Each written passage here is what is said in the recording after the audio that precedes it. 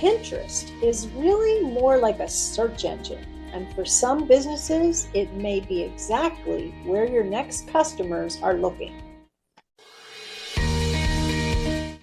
Welcome to the Get Digital Marketing Results podcast, where you get clear, actionable strategies to turn your random acts of marketing into reliable revenue. Hi, I'm Bob Clark. And I'm Donna Botti. We're with Delos Inc., and we make the web work for you. Today, we're talking about Pinterest and how it's shifting into more of a search platform than just a social media network. A recent survey found that over 50% of Pinterest users actually start their product or service research on Pinterest instead of on Google. That's right, Donna. A lot of people still think of Pinterest as a place for recipes, crafts, or wedding planning, but it's evolved into a more powerful discovery tool. People use it to plan home projects, search for service providers, research products, and get ideas for things that they want to buy or do. And here's where it ties into your marketing strategy. You don't need to be on every platform, but you do need to know where your audience is spending time. If your customers are planners, researchers, or are looking for inspiration, especially women and Gen Z, who are increasingly using Pinterest as a search tool, then Pinterest might be the perfect fit for your business.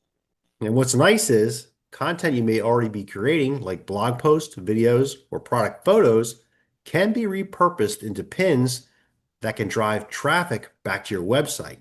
And it doesn't require starting from scratch.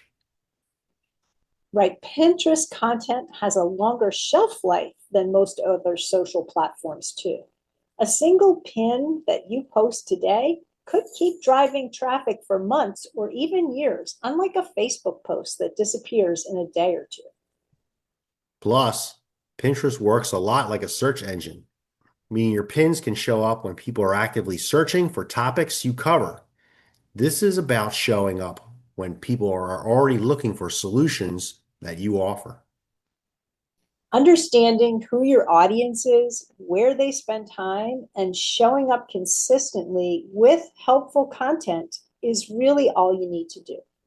Not every business needs to be on Pinterest, but if your audience is there, it may offer better engagement and more qualified leads than chasing every new social trend. So here are action steps for this week. Look at your audience. Are they planners or researchers? Especially if they are women or Gen Z. Would Pinterest fit how they search for solutions? If so, start a Pinterest business account and begin pinning helpful content that links back to your website. And repurpose your content you're already creating into pins rather than starting from scratch. You don't need to do everything.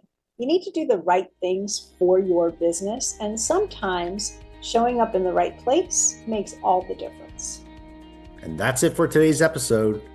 You can find the links and more resources at delosinc.com/episode 405. And don't forget to subscribe so you don't miss out on actionable digital marketing tips to grow your organization.